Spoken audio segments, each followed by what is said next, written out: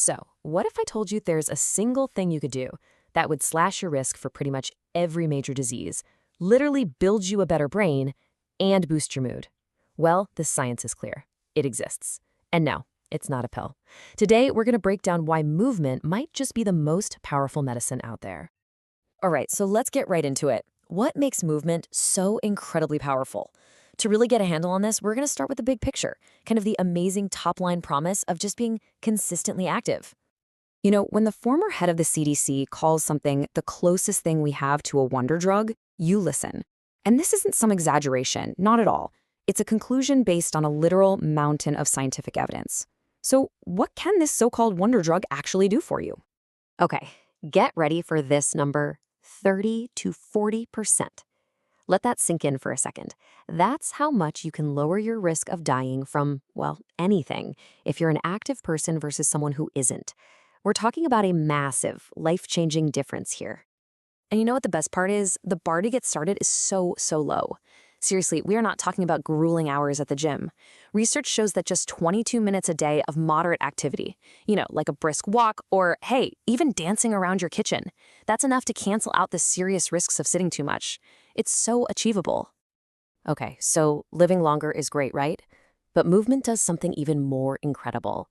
It fundamentally changes our most important organ. So now, let's get into what I think is one of the most exciting areas of all this research. What actually happens inside your brain when you move? And trust me, the findings are absolutely stunning. I mean, just look at this. The science shows a super clear relationship here. The more you do, the better the results. Just 35 minutes a week, that's barely 5 minutes a day, is tied to a 41% lower risk of dementia. And if you can manage to double that, the risk just plummets by 60%. It's an amazing example of how a tiny bit of movement gives you this massive return on investment for your brain. But wait, it gets even better. Exercise doesn't just protect your brain. It can literally, physically change it. There was this landmark study that found regular aerobic exercise actually made the hippocampus, that's the memory center of your brain, grow. We're talking a 2% increase in volume. This is something scientists used to think was totally impossible for adults. So how in the world does that happen? Well, the secret sauce is this protein called BDNF. Think of it exactly like this. It's fertilizer for your brain. When you move, your body just floods your brain with the stuff, helping your neurons grow and make new, stronger connections.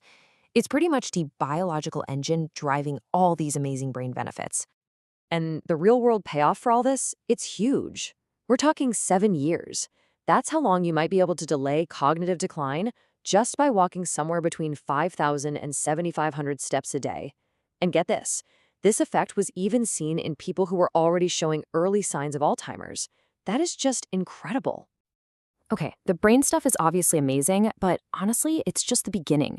All these benefits of movement, they create this kind of protective shield around your whole body. And that shield, it's probably strongest right around your heart. So if you look at this chart, you can see that just hitting that minimum guideline, 150 minutes a week, it drops your risk of dying by more than 20%. Sure, doing more helps even more, but look at that first jump. The biggest gains happen right at the start. You get this huge return for a pretty small investment of your time.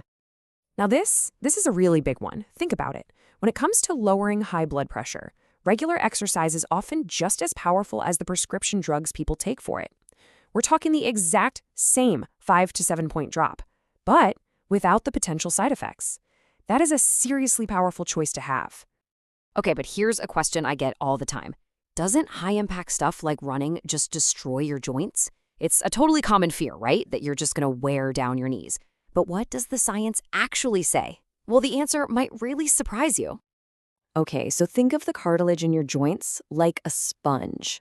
It doesn't have its own blood supply, so it needs to be squeezed to get nutrients. When you move, you compress that sponge, pushing out old fluid. Then, when you release, it sucks in fresh, nutrient-rich fluid. So far from destroying your joints, movement is literally what feeds them and keeps them healthy.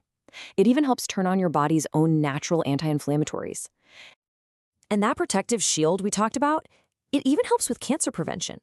I mean, there was this massive study, we're talking 1.4 million people, and it found that regular exercise significantly lowers the risk for at least 13 different types of cancer. And for some of the really common ones, like breast and colon cancer, the risk reduction is huge, up to 24%. And of course, we absolutely cannot forget about mental health. The evidence is just so overwhelming now that exercise is considered a first-line treatment for mild to moderate depression. It just kicks off this amazing cascade of feel-good brain chemicals, endorphins, serotonin, and yeah, that brain fertilizer BDNF again. It can be just as effective as standard treatments for a lot of people. Okay, so we've spent all this time talking about the incredible upside of moving your body. But to really truly get why it's so important, we have to look at the other side of the coin, the very real, very serious cost of being inactive. Get this. If you're someone who sits for most of your workday, your risk of death from any cause is 16% higher. But what's even scarier is that your risk of dying from heart disease jumps by 34%. It's the stark reality of what scientists are now calling the sitting disease. I love this quote because it just nails the paradox of our modern lives, right? The couch is more dangerous than your walking shoes. We spend so much time worrying about pulling a muscle or twisting an ankle when we exercise.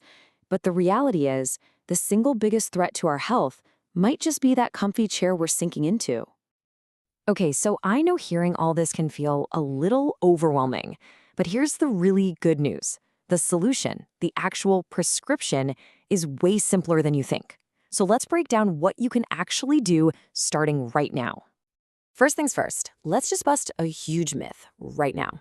You know that 10,000 step goal that's everywhere? Turns out there's not a lot of real science behind it.